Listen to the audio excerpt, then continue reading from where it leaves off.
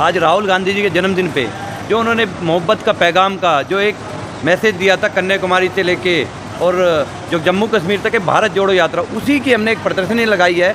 जो भी सदस्य है, जो कोई यात्री नहीं बन पाया था, जो इस यात्रा में सहभागी नहीं बन पाया था, तो वो एक झलक है। आप जब इसमें देखोगे तो आपको एक एक झलक दिखेगी दिल्ली, कर्नाटका, मध्य प्रदेश कि किस तरह वो कन्याकुमारी से चले थे और मोहब्बत का पैगाम फैलाया था और लोगों से, गृहिणियों से, किसानों से, युवाओं से मिले थे, उनकी समस्याएं सुनी थी और उनको जो वचन दिया था, जो प्यार का पैगाम दिया था, तो वो हमने आज इन तस्वीरों में दिखाने का काम किया है।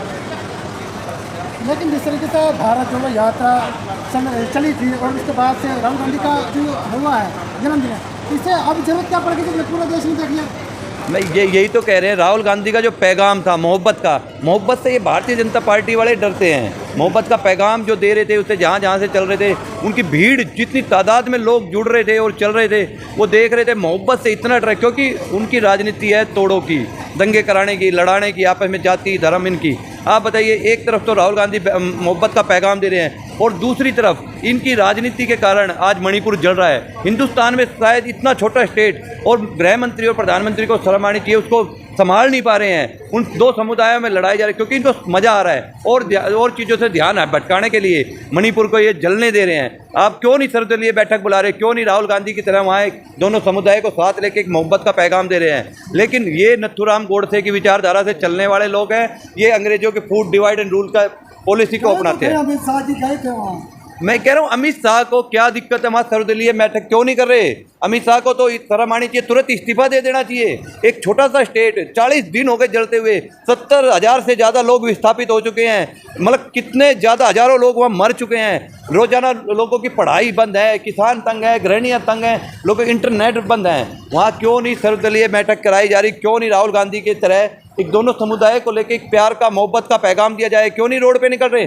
भारत जोड़ो यात्रा की तरह उन्होंने निकालनी चाहिए, मणिपुर जोड़ो यात्रा निकाले, क्या दिक्कत है? मणिपुर तो चल रहा है, लेकिन राहुल गांधी वहाँ पर क्यों नहीं पहुँचते? क्योंकि वो भी तो भारत टूटने की एक तरीके से वहाँ पे अभी किसी भी नेता को भारतीय जनता पार्टी ने जाने से रोक रखा है। वहाँ पे किसी को भी, किसी दल को, नेता को जाने की इजाज़त नहीं है। अगर भारतीय जनता पार्टी वहाँ जाने की इजाज़त देगी, राहुल गांधी जाएंगे और खुद यूथ कांग्रेस जाएगी और वहाँ भी एक भारत जोड़ो यात्रा निकालेगी, जिससे वहाँ दो समुदाय में जोड़ने का काम हो, ना कि तोड़ने का। भारतीय जनता पार्टी का हमेशा से तोड़ना, उनको मज़ा आ रहा है कि दो समुदाय लड़ रहे हैं, लोग जल रहे हैं, मर रहे हैं। भारतीय जनता पार्टी को आ रहा है क्योंकि लोग, जब देश जलेगा, वहाँ स्टेट जलेगी, तो लोग रोजगार की बात नहीं करेंगे, महंगाई की बात नहीं करेंगे, एमएसपी की बात नहीं करेगा किसान। तो इसी कारण वो चाह रहे हैं कि ये देश जिस तरह आने वाले वक्त में, ये तो मणिपुर जाके अगर मोहब्बत का पैगाम नहीं दिया गया, नहीं राहुल गांधी की सोच पे ये देश नहीं चलेगा, तो मणिपुर के बाद में उत्तर प्रदेश, बिहार, बंगाल और ये आज जो है दिल्ली तक पहुंचेगी। उसमें ना घर अमित शाह का बच पाएगा, ना घर हमारा बच पाएगा। आप कह रहे हैं कि बीजेपी को मजा आता है, लेकिन आपको मालूम होगा कि बीजेपी नेता मंत्रियों के मकान जला जा रहे हैं उसमें। ये सारा, अगर आप, मैं कह रहा हूँ, नफरत की राजनीति से किसी को फायदा नहीं होता। अगर वहाँ प्यार होगा, मोहब्बत होगी, तो उसमें ये नहीं है कांग्रेस के लोग सुखी रहेंगे, उसमें भारतीय जनता पार्टी का भी। जहाँ नफरत की राजनीति होगी, दंगे होंगे, लड़ाई झगड़ा, तो वहाँ भारतीय जनता पार्टी को भी नुकसान होगा। जिस घर में लड़ाई होगी तो नुकसान घर वालों को भी उठाना पड़ेगा। अमित शाह लगातार निगरानी में है उसके मणिपुर की। अमित शाह की निगरानी ये सिर्फ इस बात की है कि मणिपुर कितने दिन तक जल सकता है, और जो और मुद्दे हैं, चाहे पहलवानों का हो, खिलाड़ियों का हो, चाहे युवाओं का हो, किसानों का हो, चाहे गृहिणियों, वे मुद्दे दब सकें और लोगों का ध्यान मणिपुर है। अब ये देखते हैं कि मणिपुर कितने दिन जलेगा। जब मणिपुर से ये आग ठंडी होगी तो ये किसी और स्टेट में आग लगा देंगे। मैं आपको बता रहा हूँ 2024 तक ये आग बढ़ती जाएगी और ये आग इस स्टेट से निकल के और स्टेटों में भी जाएगी। लेकिन आप कह रहे हैं कि किसी भी नेता को नहीं जाने दिया जा रहा है, लेकिन राहुल गांधी या विपक्ष की तरफ से तो कोई आवाज़ नहीं उठाई जा रही, ना धरना प्रदर्शन है लगातार। ये तो सारा विपक्ष बोल रहा है कि मणिपुर 40 दिन से जल रहा है, सरकार कर क्या रही है?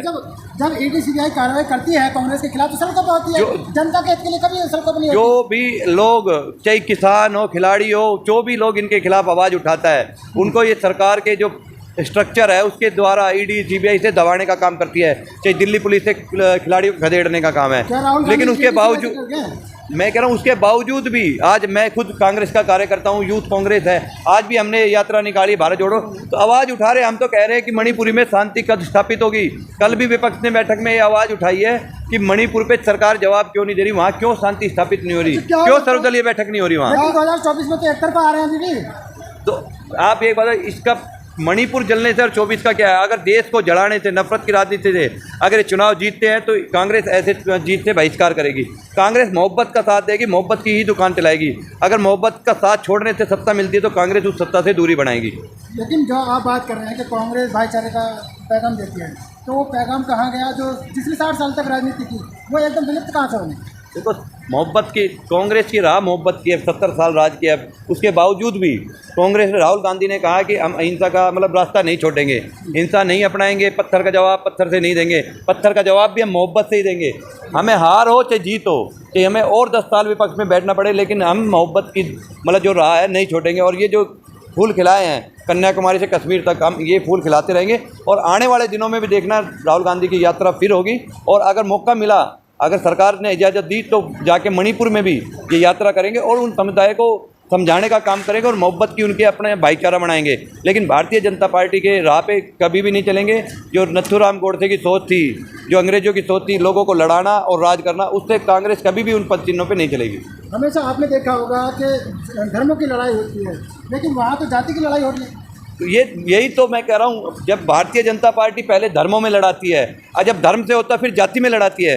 हरियाणा में जब चले जाते हैं तो जाट वर्सेस अदर लड़ाते हैं, अब यूपी में चले जाते हैं तो यादव वर्सेस अदर लड़ाते हैं, जब ये राजस्थान जाते हैं तो गुज्जर वर्सेस अदर लड़ाते हैं, गुजरात जाते हैं तो पटेल वर्सेस अदर लड़ाते हैं। इनकी राजनीति समझिए, पहले ये धर्म में बांटेंगे आपको, जब लोग धर्म में बढ़ जाते हैं तो उसके बाद ये जाति में बांटते हैं। तो ये बताइए कि मतलब मणिपुर जितना छोटा सा स्टेट है और उस स्टेट में भी ये अगर दंगे नहीं रोक पा रहे हैं, दो समाज की लड़ाई नहीं रोक पा रहे हैं, तो इस मतलब गृह मंत्री को कतई 2 मिनट भी रहने का हक नहीं है, उनको इस्तीफा दे देना चाहिए। क्योंकि इससे छोटा स्टेट है नहीं मणिपुर से, तो फिर ये बाकी जो बड़े बड़े राज्य है, उत्तर प्रदेश है, बिहार है, उनको कैसे संभालेंगे? तो लोग अपनी सुरक्षा के लिए चिंतित हैं। माताएं बहनें ये सोच रही हैं कि हमारा भाई, हमारा बाप रात को घर आएगा नहीं आएगा। तो वो एक मोहब्बत का जो एक पैगाम देंगे मणिपुर में, उसी से ही भाईचारे का बढ़ेगा। आप बात कर रहे हैं कि बीजेपी का इसमें हाथ है, लेकिन जो मणिपुर हाई कोर्ट का फैसला आया था उसे लागू कराने के जनजाति में, तो आप उसमें सरकार की क्या भूमिका होगी? देखो, सरकार की पूरी अगर लॉ एंड ऑर्डर बनाए रखने की जिम्मेदारी किसकी होती है? वो तो सरकार की होती है ना। अगर जब उनसे लॉ एंड ऑर्डर नहीं संभल रहा तो इस्तीफा दे देना चाहिए। राष्ट्रपति शासन क्यों नहीं लगा देते थे? 40 दिन हो गए लगातार। 70,000 से, तो सरकारी आंकड़े बता रहा हूँ, 70,000 से ज़्यादा लोग विस्थापित हो चुके हैं, हजारों लोग मर चुके हैं। तो ये सरकार की नाकामी है और सरकार को, गृह मंत्री को इस्तीफा दे देना चाहिए और सर्वदलीय बैठक बुला के वहाँ प्यार का, मोहब्बत का राहुल गांधी के पद चिन्हों पे पैगाम देना चाहिए और लोगों को भाईचारे का पैगाम देना चाहिए।